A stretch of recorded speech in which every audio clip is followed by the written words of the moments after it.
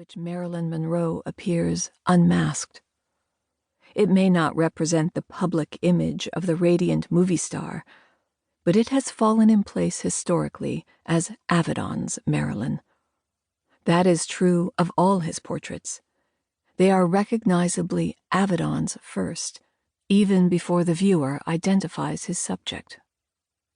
Today, in the pantheon of portrait photographers, Avedon stands alongside Nadar, Gaspard Félix Tournachon, who photographed in his Paris studio the significant artists, writers, musicians, and thinkers of 19th century Second Empire France. Julia Margaret Cameron, who photographed the artists, poets, philosophers, and aristocrats of 19th century Victorian England.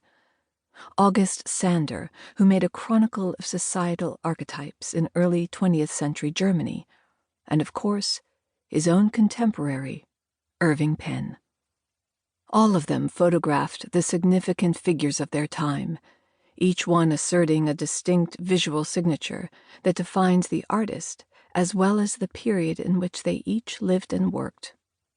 Avedon's signature was the formality of a straight-on figure against the white nuclear backdrop, with a proscenium frame composed of the edges of the film printed as part of the image, the ID picture taken to its apotheosis.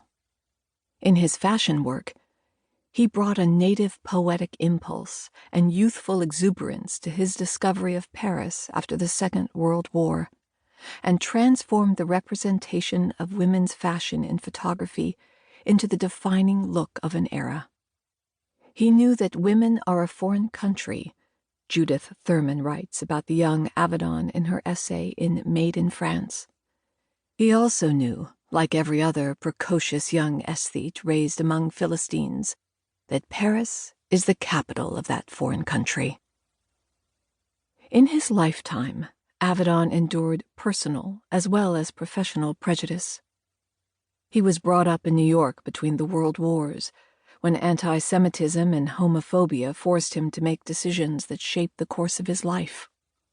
His father, Jacob Israel Avedon, anglicized his name to Alan Jack Avedon, and his son grew up believing that, as a Jew, assimilation and aspiration were the same thing.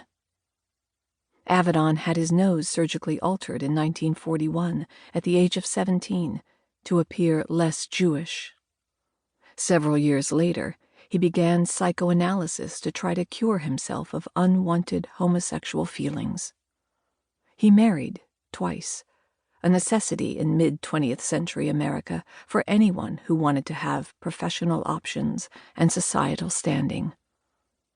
By sheer force of will, and not a little talent, he rose to become the most successful fashion photographer in the world, and then among the greatest portrait photographers, along with Irving Penn, to whom he would become tethered in history as Picasso is to Matisse, Pollock to de Kooning, and Roth to Updike. As an artist, Avedon found that the world of fashion did not satisfy the breadth of his curiosity and creativity. Avedon was like Fragonard, one colleague said about him. Like many decorative artists, he despised his gift. His gift became a noose around his neck, albeit one that was perpetually lucrative and made him very rich. He wanted to be taken seriously as an artist, but was foiled by the bastard medium he embraced, photography, which made the struggle to be seen as an artist that much more encumbered. In his final years, Avedon witnessed a respect for his chosen medium that had been long overdue in the art world, and that he had had a hand in bringing about.